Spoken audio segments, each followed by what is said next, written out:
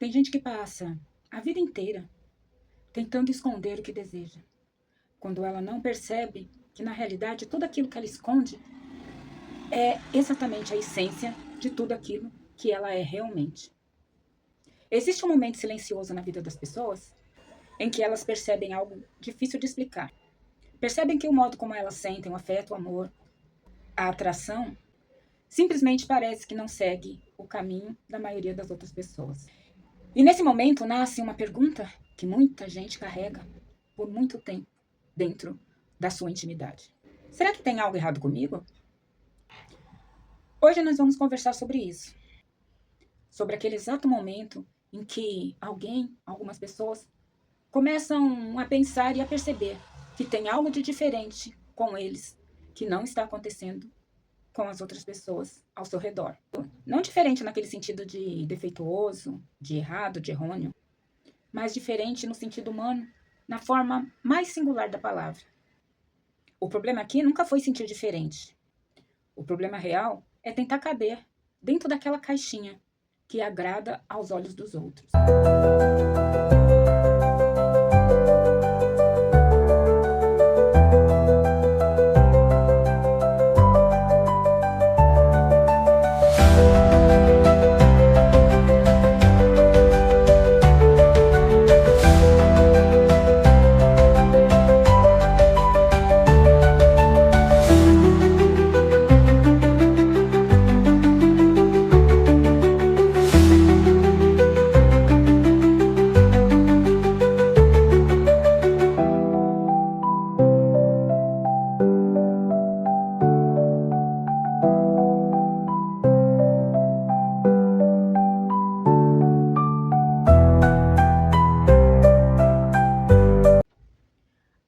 A sociedade, ela teima em classificar as coisas, organizar os desejos alheios de uma forma clara, aquela forma que a maioria das pessoas resolveram seguir ou decidiram por alguma convenção que seria a única forma correta.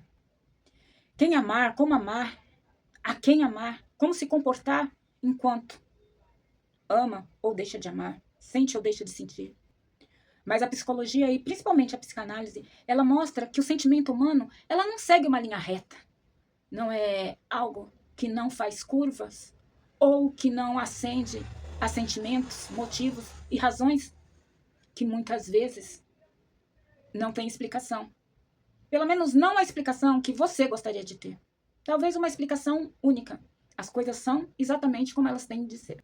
O desejo humano é complexo, é atravessado por histórias, culturas, emoções. E a sexualidade, o desejo, ele se encaixa exatamente aí. Bem como Freud dizia, lá no século passado, a sexualidade humana é múltipla. Ou seja, o que nós chamamos de normal, geralmente é, e só é, uma convenção social. Só que a experiência humana, ela é muito mais complexa do que isso. Aqui cabe uma reflexão importante. O desejo humano não é uma linha reta. É um mapa desenhado cheio de linhas, formas, histórias, memórias e emoção. Com tudo isso, muitas pessoas, elas atravessam anos de suas vidas tentando descobrir ou se encaixar dentro destas convenções tão mesquinhas. Dentro das histórias de outras pessoas que outras pessoas inventaram muito antes, muito antes e mesmo antes dessa pessoa existir. Essas pessoas, elas tentam sentir aquilo que disseram que elas têm que sentir. Tentam viver as histórias que nos ensinaram que era assim que nós tínhamos que viver. Tentam se relacionar com pessoas da forma correta.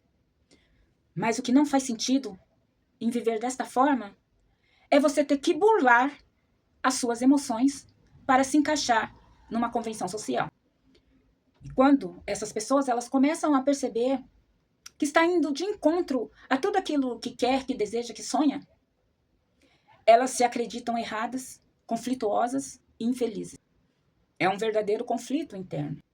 Primeiro aparece o estranhamento. Quem eu sou? Por que eu faço isso? Por que eu não sou normal? Deus não me ama? O que eu tenho de errado? Depois vem o medo. que as pessoas vão pensar? Será que meus pais ainda gostarão de mim? Os meus irmãos não me aceitarão assim. E os meus amigos e vizinhos? Será que eu vou conseguir amar, ser amado, ter serviço, ter função na sociedade desta forma? Aí aparece a vergonha. E a pessoa vai pensar factualmente: ninguém vai me aceitar do jeito que eu sou.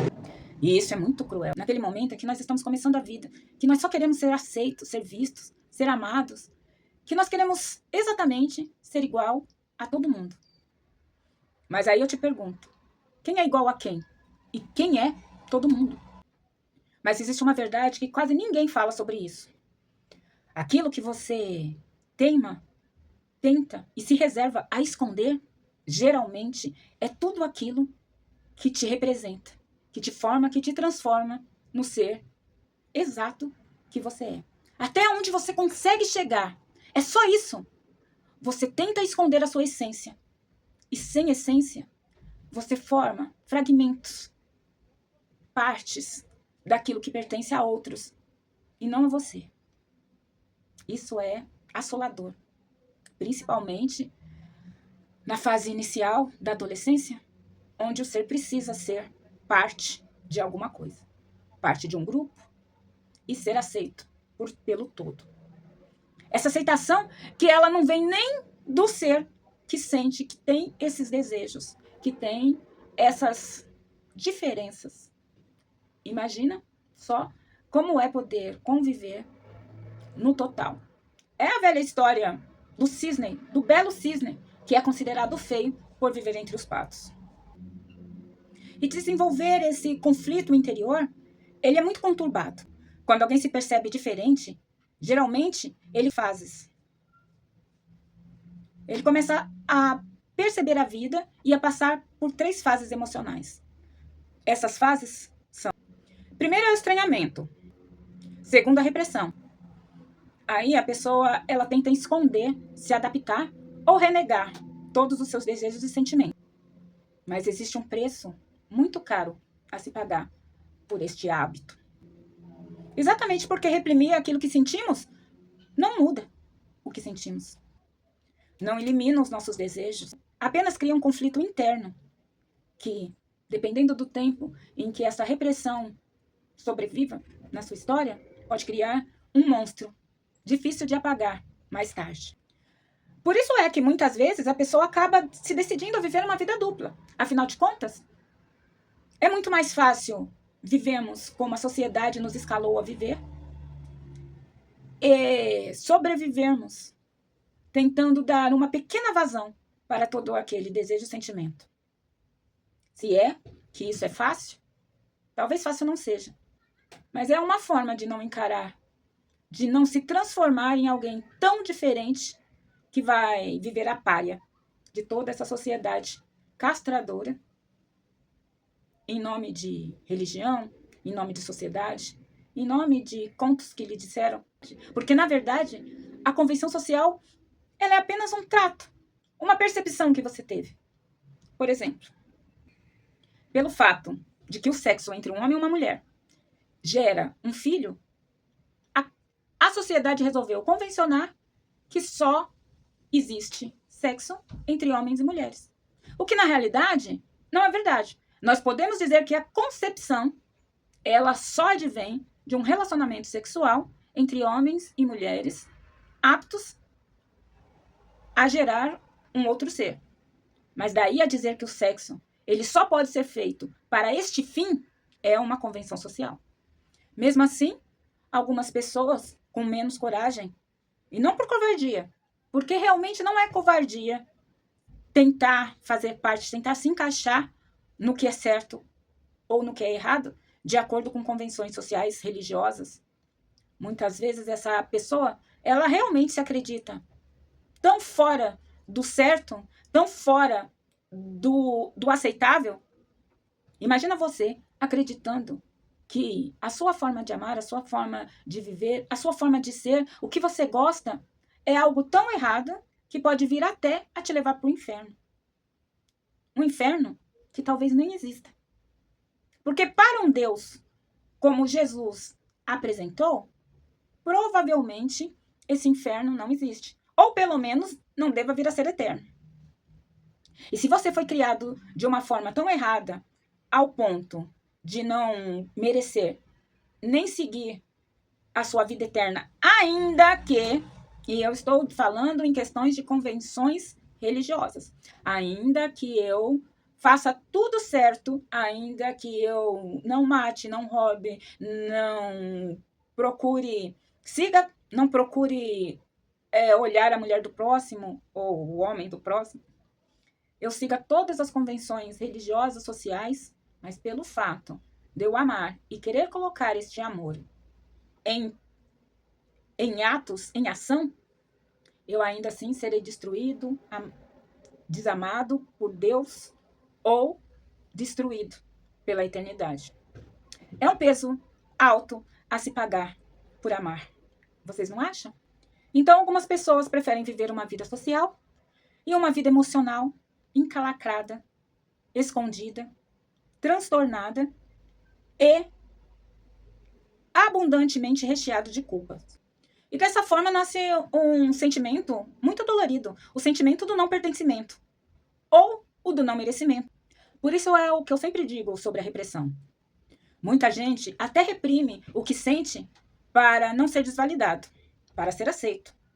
Só que para isso ela acaba se transformando num estrangeiro da sua própria vida.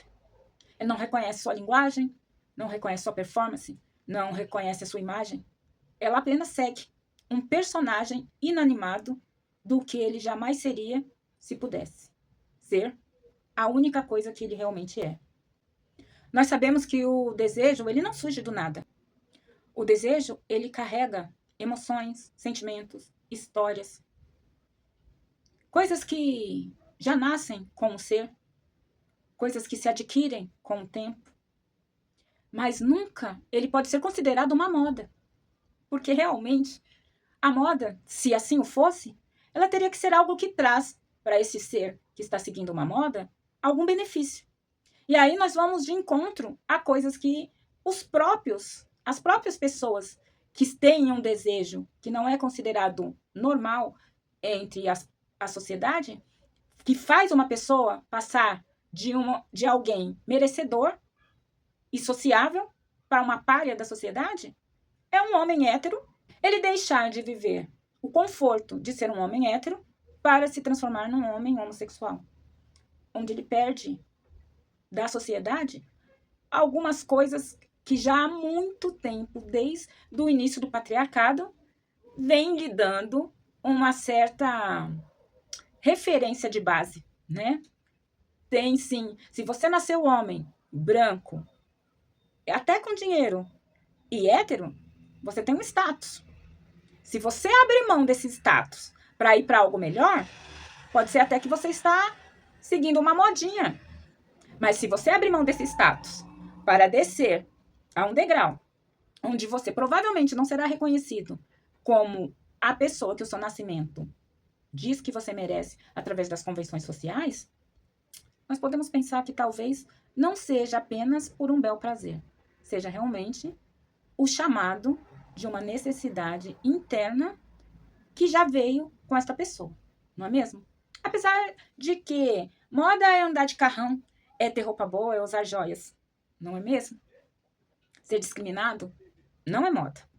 Por isso, antes de se perguntar se algo é errado ou estranho, a psicanálise ela faz uma pergunta muito mais interessante. O que esse desejo revela para esta pessoa? Porque, na verdade, o desejo de alguém não é um inimigo, desde que não quebre convenções criminais. Porque, vejamos, se eu sentir desejo por uma criança que não tem ainda capacidade de assentir sobre a sexualidade, eu estarei cometendo um crime. Se eu sentir desejo por uma pessoa do mesmo sexo que eu não estou cometendo crime algum. E também não estou invadindo a vida de ninguém. E também não estou fazendo mal para ninguém, desde que eu não force uma pessoa do mesmo sexo a fazer esse sexo comigo, não é verdade? Vamos pôr a cabeça para pensar. Só me atinge se invadir o meu desejo. Mas se eu tenho um desejo, encontro uma outra pessoa que tem o mesmo desejo e quero compartilhar com essa pessoa, fica aí a pergunta. Eu nem me atrevo a dizer que não é da sua conta. Eu apenas olho para você e te digo, no que isso vai mudar a sua vida ou a sua história? A realidade é que o desejo, ele não pede para existir. Ele apenas existe. E ele revela algo sobre você e a sua essência. Sobre a minha essência. Sobre a essência do outro. E aí, a questão fica em apenas respeitar a individualidade uns dos outros, não é mesmo? Existe um momento muito importante no processo de autoconhecimento. É quando a pessoa para de lutar contra aquilo que ele é, percebe a representação do que ele é apenas para ele e começa a tentar compreender. E isso eu quero deixar claro, que não significa agir impulsionalmente, que não significa burlar e abandonar valores morais. Significa apenas olhar para dentro com honestidade e amar tudo que você é, sem preconceito e sem medo de procurar ser feliz. E essa é uma das formas mais maduras de se encarar a sua emoção, a sua própria emoção. Abraçar os seus sentimentos e não se relegar ao que esperam de você, mas sim ao que você espera da vida, que é o presente que você tem. A única coisa que você tem é este presente, que é a vida. É este presente, que é a vida. Que é tão passageira, que se não for aproveitada de várias maneiras, amando, trabalhando, construindo, para que vale, não é mesmo? A vergonha de ser aquilo que se é, ela só nasce quando a pessoa encontra uma moral deturpada. Uma moral que se importa com o que o outro faz depois que ele fecha a porta de sua própria morada. Mas o autoconhecimento, ele nasce quando você olha para tudo com muita honestidade e reconhece em você uma pessoa viável, pagadora de impostos e com direitos legais, que você possa usufruir tudo o que você deseja, que você tenha coragem de correr atrás daquilo que deseja. E aí, você constrói a sua vida sem precisar dar razão a tudo aquilo que se diz apenas por falta de conhecimento. Você pode até acreditar que alguém esteja amando, esteja construindo uma família, esteja vivendo a sua vida só para te atingir. Mas, na verdade, geralmente não é nada disso. Você só se atinge porque você se incomoda com a vida dos outros, porque falta alguma coisa na sua vida. Talvez até coragem de viver assim tão livre. Essa liberdade, ela tem um preço alto a se pagar. E ninguém aqui está dizendo para não se pagar esse preço. E ninguém também está dizendo que esses desejos, inferiores ou não, eles são apenas sexuais ou são de outros tipos. Eu posso desejar não ter a aparência que eu tenho. Eu posso desejar não ser negra. Eu posso desejar não ser branca. Eu posso desejar não ser mulher. E isso tem a ver com o meu desejo, não atingindo a sua vida em forma nenhuma, em base nenhuma, seja ela criminal, social, cultural, emocional. Eu vivo a minha vida do jeito que eu decidi, melhor, de acordo com os meus desejos interiores, e você a sua de acordo com os seus. A sacada aqui seria viver em paz e harmonia. E, como eu sempre digo, se você não gosta, não faz. Né? Talvez a pergunta nunca tenha sido se eu sou ou deixo de ser igual a você. Talvez a pergunta mais importante seja: você tem coragem de ser tudo aquilo que você é? Porque existe algo que muita gente teme em descobrir, sabe? Descobrir que se você se conhece profundamente, talvez você não caiba numa caixinha, numa estante. Talvez você não tenha nascido para ser a bonequinha daquele que acredita que você é o prêmio dele. Talvez seja isso, né? Eu não caibo, mas talvez você também não caiba. Então é mais fácil olhar para aquele que não está tentando entrar na caixa do que aquele que está se despedaçando para se manter dentro de um espaço que não lhe pertence. É aquela velha história de colocar o cubo dentro do círculo ou vice-versa. Se para a geometria isso é impossível, imagina para a vida, né? Mas ao se conhecer e talvez não responder às expectativas sociais, talvez você não esteja apenas se libertando. Você esteja mostrando para outras pessoas que tudo é possível e que você pode até não ser mais feliz saindo da caixa, mas que realmente você apenas vai ser você. Vai fazer a sua parte e vai seguir. Tem gente que passa a vida inteira tentando parecer normal. E eu te pergunto, o que é normal? Normal é procurar não se afastar, não ir muito longe, não se esconder de tudo aquilo que você é. Normal é superar dificuldades para realizar tudo aquilo que você pode realizar de acordo com tudo aquilo que você consegue realizar. Sem seguir parâmetros impossíveis e inalcançáveis. Como eu disse, eu posso até querer ser branca. E talvez isso seja impossível para mim. Não que eu queira. Na realidade, não quero.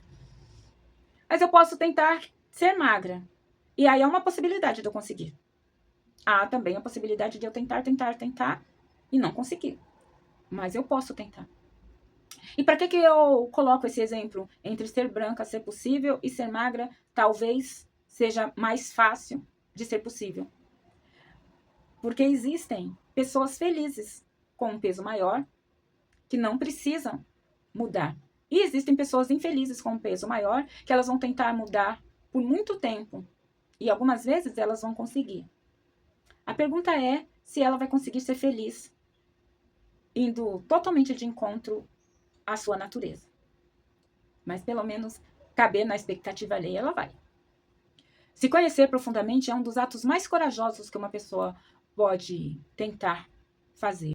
Porque quando você começa a tentar entender sua própria mente, quando você começa a tentar entender sua própria história, você se aceita e se ama. Você faz as pazes com seus próprios desejos e necessidades. Você deixa de viver tentando alcançar as expectativas dos outros e passa a viver querendo fazer jus às suas próprias expectativas. E começa finalmente a viver a sua própria história. Por isso que eu quero deixar aqui uma reflexão. Antes de julgar o que o outro sente, gosta, ou ama, ou necessita, tente olhar para você. Tente descobrir o que você sente, gosta, ama, necessita. Tente reconhecer em que parte da sua história a minha história está lhe incomodando. Porque quando alguém começa a olhar para dentro com sinceridade e com verdade, ela para de tentar lutar contra si e contra os outros. E apenas tenta construir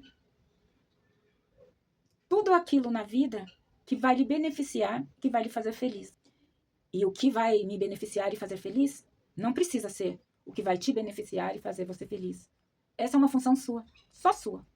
Quando você dá ao outro e a si mesmo o direito de ser só o que é, a luta para de ser contra o outro e passa a ser uma luta ao seu favor, ao favor da sua vida, a favor da sua felicidade. E aí você começa finalmente a se compreender. E quando isso acontece, a vida deixa de ser uma tentativa de adaptação e se transforma num processo de conscientização. Recapitulando, sexualidade atípica não significa que a sua sexualidade esteja errada, doentia ou quebrada. Ela só acontece porque você tem desejos diferentes de outras pessoas que você convive. Você pode até encontrar pessoas que têm o mesmo desejos que você. E essas pessoas que convivem com você, que têm desejos diferentes que o seu, vão encontrar pessoas com desejos iguais aos deles. Os seus desejos, desde que lícitos e que não vai invadir a vida de ninguém, ele é apenas a sua forma de sentir prazer, a sua forma de se relacionar, a sua forma de existir. Ela te ajuda a construir vínculos, te inspira a encarar a vivência com o seu próprio corpo. Não tem que seguir nenhum modelo normativo. A gente sabe que na maioria das culturas, o padrão normativo é o heterossexual. Mas ele só acontece porque a relação sexual entre um homem e uma mulher leva à concepção humana. Ou seja, nós conseguimos nos reproduzir através do ato sexual entre um homem e uma mulher. Isto não significa que o sexo tenha sido feito absolutamente ou só para isso.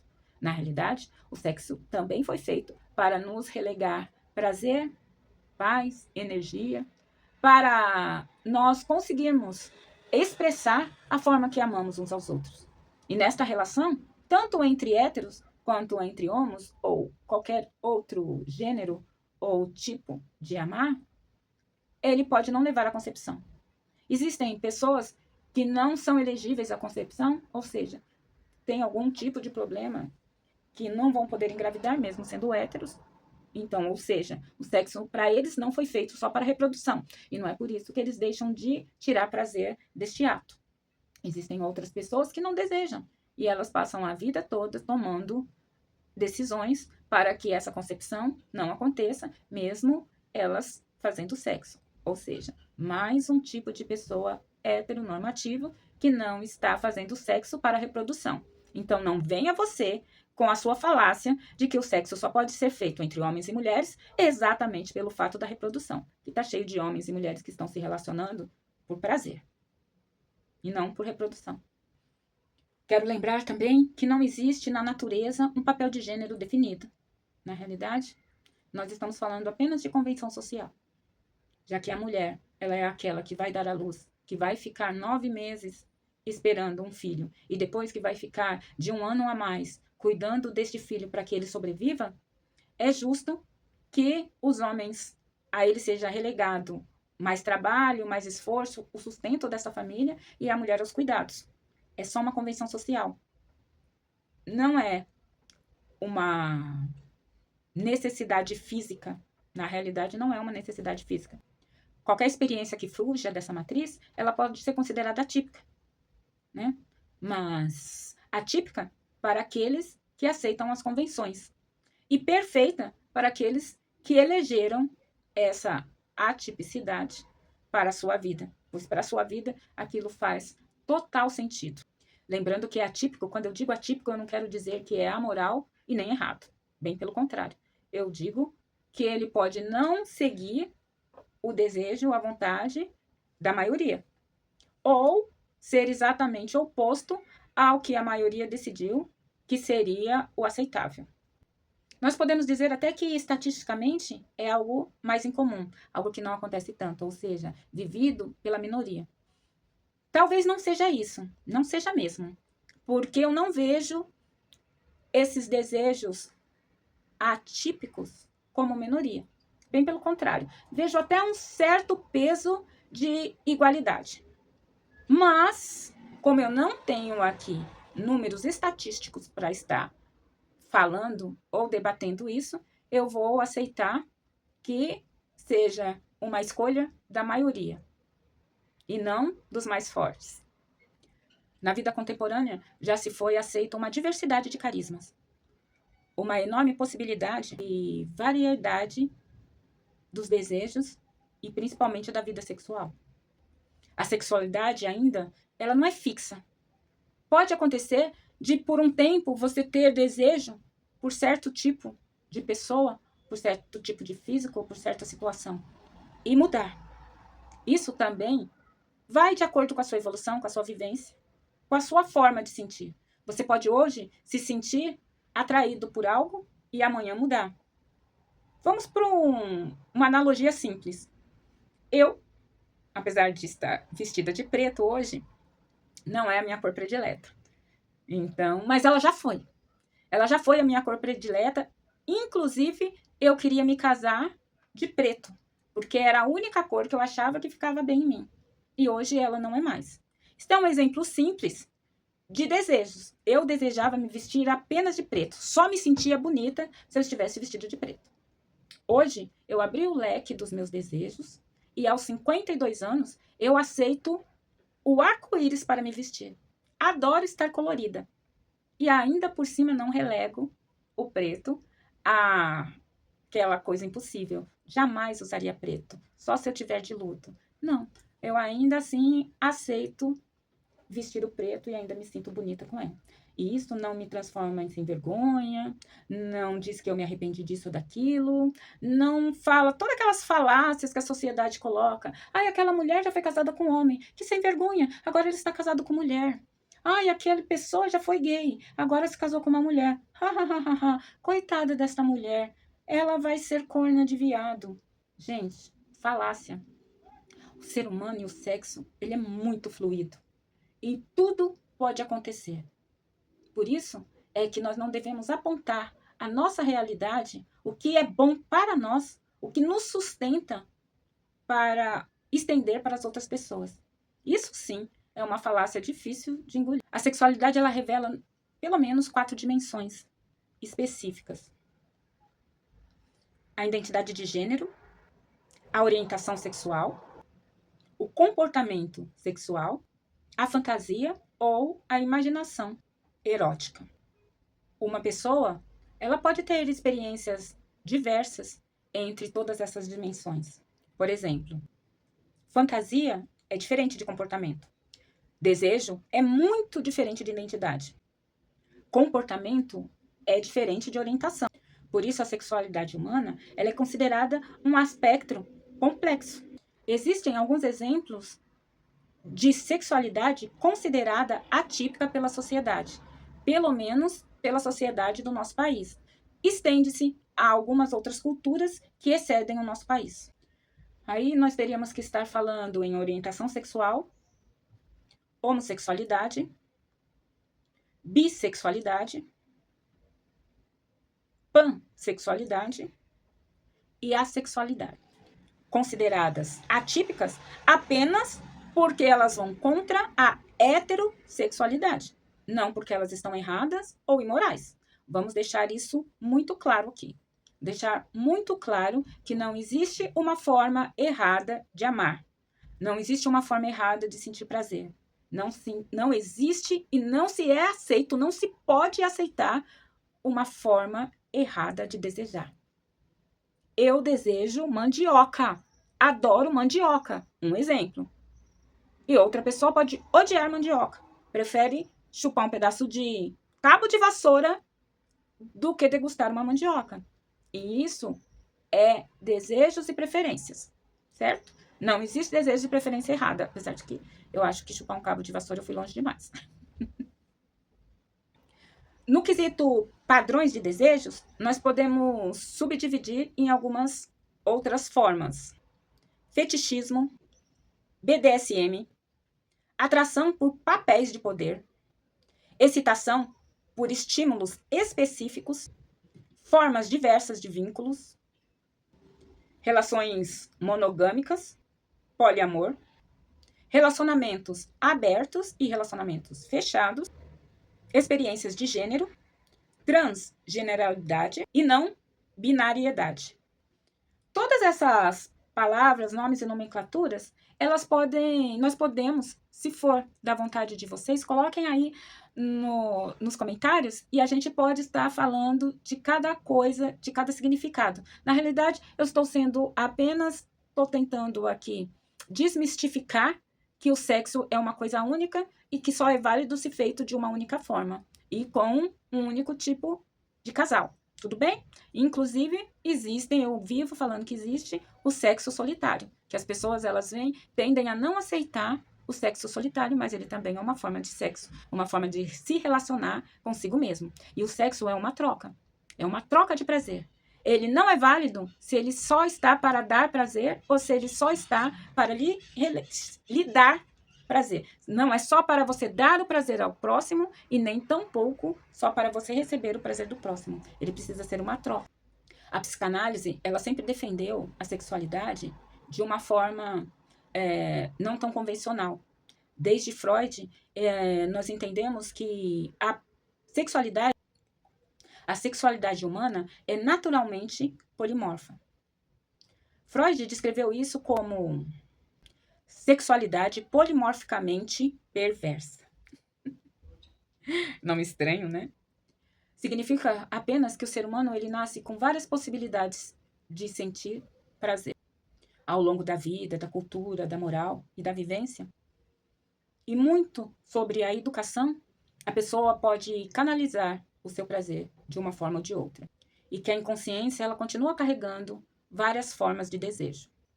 Por isso Freud dizia que o que nós chamamos de normalmente sexual é apenas o resultado de uma domesticação cultural. Agora nós precisamos falar rapidamente sobre sexualidade atípica, que é a que nós estamos conversando até agora, e a patológica. A sexualidade patológica, para que a sexualidade seja considerada patológica, ela tem que imprimir algumas coisas ou algumas situações que são bastante adversas à conquista do prazer. Ela tem que imprimir, por exemplo, sofrimento intenso. Lembrando que existem pessoas que gostam de um pouquinho de sofrimento. Neste caso, não seria patológico, seria só uma questão de desejo, de prazer. Mas se eu estou, para sentir o meu prazer, imprimindo uma dor e um sofrimento a você, e principalmente você não aceita isso, e isso não me importa, ou até me dá prazer, passa a ser patológico. Porque, como eu disse, o sexo ele foi feito para dar prazer ao casal ou ao grupo que está ali fazendo este ato. Se o sexo também, se o seu desejo sexual também, ele, de certa forma, te prejudica a sua vida social, ou seja, impede que você trabalhe, impede que você tenha amizades, impede que você tenha uma vida natural, isso também pode não. Será relegado à situação de patologia. Se ele advém de um comportamento compulsivo, se te prejudica ou prejudica as pessoas que estão do seu lado ou outras pessoas a quem você deseja, venha desejar. Se para te dar prazer, você precisa da falta de consentimento, a falta de consentimento também é considerada uma situação patológica, nós sabemos disso, né? Os fetiches, por sua vez, não são considerados patologia desde que sejam consensuais, não gere sofrimento e não prejudique a vida da pessoa. Infelizmente, por um problema de preconceito e até de autopreconceito, algumas sexualidades consideradas atípicas, elas podem causar sintomas psicológicos e psicanalíticos. Esses sintomas, eles podem aparecer da seguinte forma: estranhamento é quando a pessoa percebe que os seus desejos não é igual a de todo mundo, ou da maioria. Por pensamentos obsessivos do tipo, será que tem algo errado comigo? Por repressão, a pessoa sente que não consegue se adaptar ao que é sociável, o que a sociedade colocou como normal, e acaba passando por uma situação onde ela tenta se repreender, se reprimir, se adaptar, viver um papel que não define, e tudo isso pode gerar ansiedade, culpa, vida dupla ou vergonha exacerbada. Integração. Neste caso é quando a pessoa se aceita, se assume, forma a sua vida de acordo com esses desejos considerados atípicos e vive bem. Ela vai viver a sua vida sexual com ética, com consciência, com responsabilidade. O perigo aí está apenas no exagero.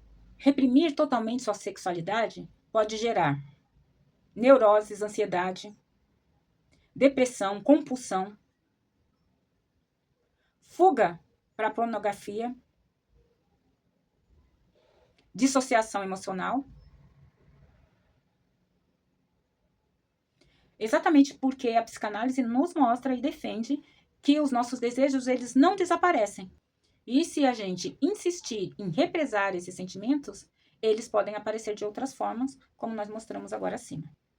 Reconhecer a sua sexualidade não é só se libertar de um paradigma que não foi você que inventou. Ele é uma luta de classe, ele é uma demonstração de consistência com tudo aquilo que você é e deseja. Ele é uma forma de viver a sua vida com compromisso, com compromisso de aceitação, com compromisso social.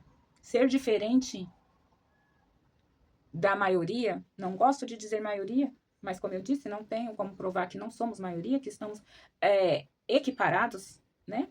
Mas ser diferente que a maioria pode nos dar a sensação de que nós não somos merecedores. E quando nós somos coerentes com os nossos sentimentos e vivemos as nossas vidas com essa coerência, nós estamos mostrando uma maturidade e uma forma de viver íntegra. A sexualidade, para ela ser considerada saudável, ela precisa estar pautada em 3 pilares: consentimento, consciência e responsabilidade. Sem esses 3 elementos, qualquer sexo pode ser considerado patológico.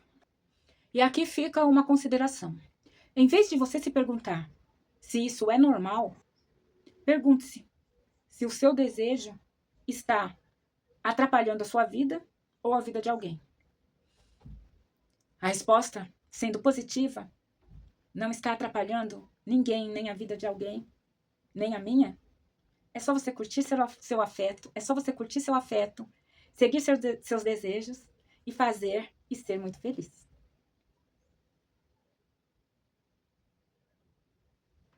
Se essa conversa aqui fez sentido para você, aqui no canal Corpo e Consciência, a gente sempre estará falando sobre saúde, amor, bem-estar, sobre tudo aquilo que molda a gente e a nossa saúde, para que nós possamos ser sempre melhores e estarmos fazendo sempre as pessoas ao nosso lado se sentir melhor.